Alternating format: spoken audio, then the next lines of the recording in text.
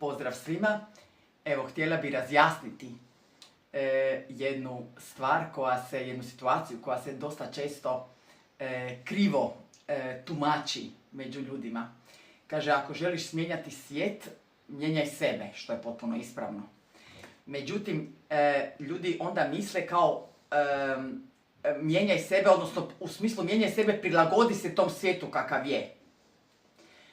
Međutim, ja bih pozvala na to da mijenjamo sebe ne na način da se prilagođavamo onome u svijetu što ne valja i odnosima lažno glumljenim i tako dalje, nego da mijenjamo sebe na način da se popnemo na najviši vrh grebena istine i tamo čekamo one koji su nam, dodijeljeni da budu dio naših života.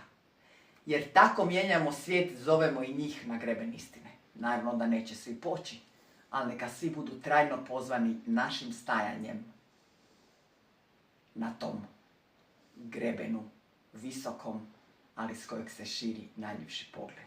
Tako se mijenjanjem sebe mijenja svijet oko sebe. Dakle, ne mijenjajmo sebe smanjivanjem sebe da bismo se prilagodili krivom, nego mijenjajmo sebe na način da posljedica toga bude promjena svijeta oko nas.